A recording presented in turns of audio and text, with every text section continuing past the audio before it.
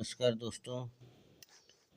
शिक्षकों के transfer posting से जुड़ा अपडेट। शिक्षा विभाग ने आज सभी डीओ के साथ की बैठक। नालंदा, कटिहार, पटना, जहानाबाद समेत 5 डीओ ने एसीएस के सामने दिया प्रेजेंटेशन के दौरान डीओ ने ट्रांसफर को लेकर कई सुझाव दिए। सुझाव के बाद सॉफ्टवेयर में काफ़ी कुछ किया जा रहा है बदलाव। अब फरवरी के प्रथम सप्ताह में फाइनली सॉफ्टवेयर होगा रन। फिर से ट्रायल के बाद अब 5 फरवरी तक गाइडलाइन होगा जारी। कई बिंदुओं पर डीओ को हुई परेशानी के बाद अब होना है संशोधन। फरवरी में ही सॉफ्टवेयर से शिक्षकों का होना है ट्रांसफ़र। फेज वाइज सभी का किया जाएगा ट्रांसफ़र।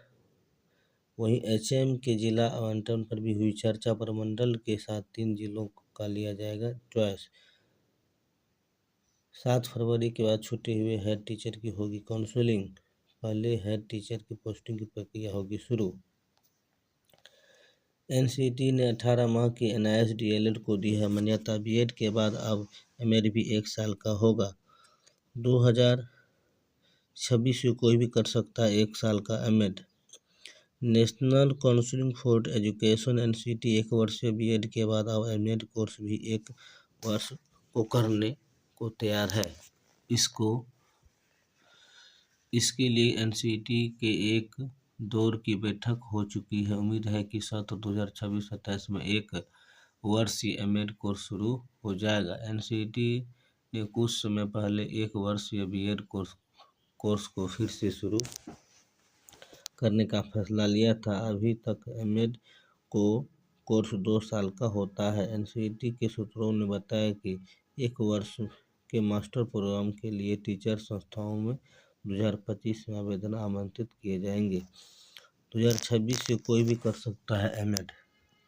एनसीटी ने कहा कि चाहे किसी उम्मीदवार ने 1 साल का बीएड किया हो, 2 साल का स्नातक टीचिंग प्रोग्राम किया हो या फिर 4 साल का integrated teacher education programme ITEP course किया हो, तो 3 कैटेगरी में छात्र 1 साल का एमएड करने के लिए योग्य होंगे।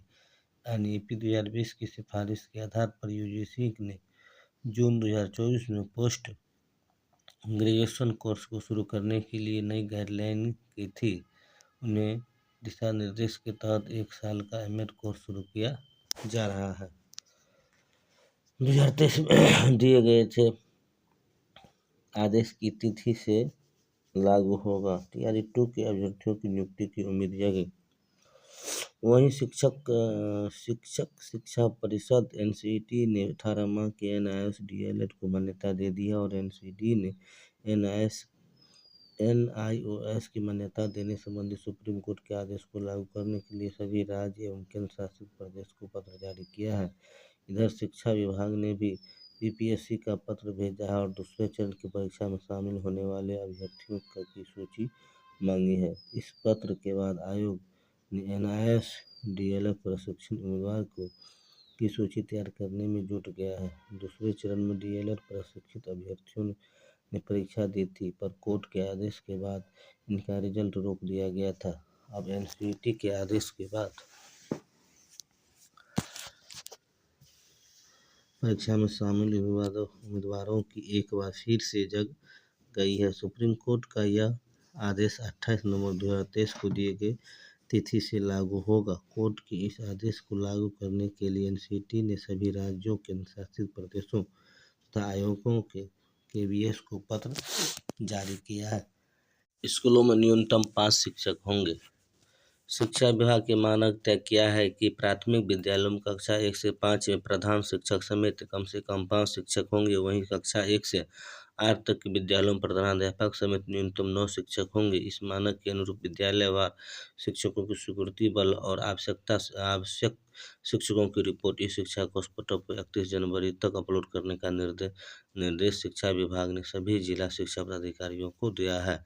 विभाग के प्राथमिक शिक्षा निदेशक ने जिलों को लिखे पत्र में कहा है कि प्रत्येक शिक्षक के लिए कम से कम 1 वर्ग कक्ष होना चाहिए। शिक्षकों का वास्तविक आकलन विद्यालय में कमरों की उपलब्धता के आधार पर किया जाएगा। विभाग ने कहा कि कक्षा 1 से 5 तक के विद्यालयों में विद्यार्थियों की संख्या 1 से 120 तक रहेगी तो वहाँ 5 शिक्षक रहेगी और 121 से 150 की की संख्या होने पर 6 शिक्षक रहेंगे और 150 से अधिक प्रत्येक 40 विद्यार्थियों पर 1 शिक्षक बढ़ेंगे। इसी प्रकार कक्षा 6 से 8 तक के लिए 105 विद्यार्थियों का विज्ञान एवं गणित के, एक सामाजिक अध्ययन के एक तथा हिंदी और एक अंग्रेजी के एक शिक्षक होंगे। आवश्यकता अनुसार उर्दू और संस्कृत शिक्षक का प्रावधान किया जा सकता है। 105 से अधिक प्रत्येक 35 विद्यार्थी पर 1 शिक्षक होंगे। जूता मोजा पहनकर आने पर रोक 1 फरवरी से 2 पाली में शुरू हो रही है। परीक्षा बोर्ड ने कहा कई महत्वपूर्ण दिशा निर्देश किए गए हैं जारी। परीक्षा शुरू होने से पहले 30 मिनट पूर्व तक मिलेगा प्रवेश। स्कूल से घर लौट रहे शिक्षकों बदमाशों ने मारी गोली। यह घटना शिक्षकों को लगी है 2 गोली।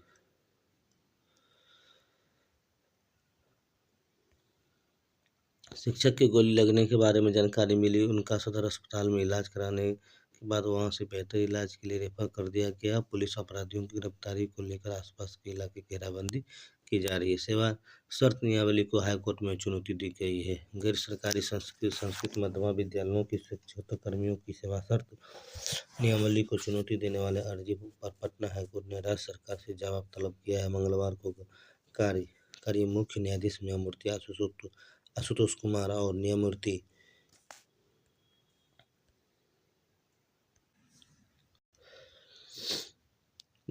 पार्थ सारथी की खंडपीठ ने रीट माध्यमिक शिक्षक संघ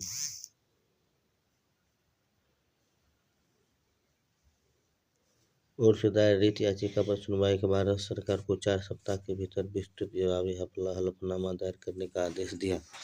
आवेदन संघ की ओर से वकील दुर्गानंद झा ने कोर्ट को बताया कि नियमावली के नियम 4, 5, 14 व 11 अपने मूल कानून बिहार संस्कृत शिक्षा अधिनियम 1981 के विरोधाभासी है। उनका कहना था कि नियमावली के अनुसार गैर शिक्षण कार्य के लिए नियुक्त और आरक्षण नियमों का पालन करने का प्रावधान किया गया है, जो अवैध निजी संस्कृत विद्यालयों में आरक्षण का प्रावधान नहीं किया जा सकता है। यही नहीं, कर्मियों को महज 11 दिनों का अवकाश दिए जाने का प्रावधान किया गया है। कोर्ट ने मामले पर अगली सुनवाई 14 मार्च को तय की है। बीटेक डिग्रीधारी जेईई में भर्ती के योग्य नहीं। हाईकोर्ट के कार्यकारी मुख्य न्यायाधीश की खंडपीठ ने सुना आदेश राज्य को अर्हता निर्धारित करने का अधिकार। 72 डिग्रीधारियों की ओर से दायर अर्जी को खारिज किया। जल संसाधन विभाग के अधीन जेईई के पद पर बहाली के लिए बने नियम के बीटेक डिग्रीधारियों ने दी थी चुनौती। कोर्ट ने कहा कि ऐसा कोई नियम नहीं है जिनमें उच्च शिक्षा प्राप्त करने वाले को अपने से कम योग्यता वाले पद पर बहाल होने का अवसर दिया जाए। पद के लिए योग्यता निर्धारित करना भर्ती नीति का मामला है और नियोक्ता के रूप में राज्य को पात्रता की शर्त निर्धारित करने का अधिकार है। निर्धारित योग्यता के दायरे का विस्तार करना न्यायिक समीक्षा की भूमिका या कार्य की हिस्सा नहीं। यह किसी योग्यता की समतुल्यता से जुड़ा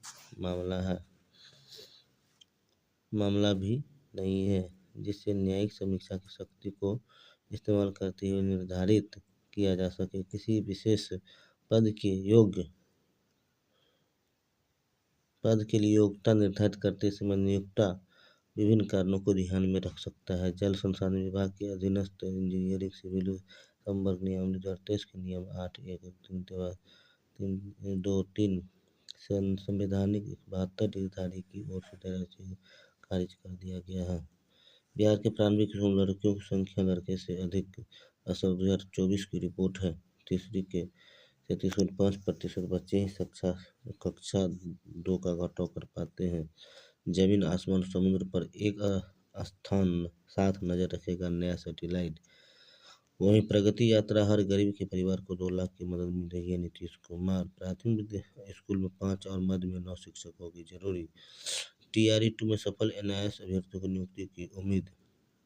DPO ने विषय वर्ग बदलने वाले विशेष शिक्षकों का योगदान स्थगित करने का दिया है निर्देश। महाकुंभ में हादसे में 30 लोगों की मौत पर CM ने दिए जांच के आदेश। 25-25 लाख मुआवजा। दोस्तों, अगर आप हमारे चैनल को पहली बार देख रहे हैं तो चैनल को सब्सक्राइब करने के साथ साथ बेल आइकन पर क्लिक करके ऑल पे क्लिक कर दीजिएगा, ताकि जब भी मैं इस तरह का कोई वीडियो अपलोड करूं सबसे पहले नोटिफिकेशन आपके पास जाए और आप इस वीडियो को देख सकें। धन्यवाद।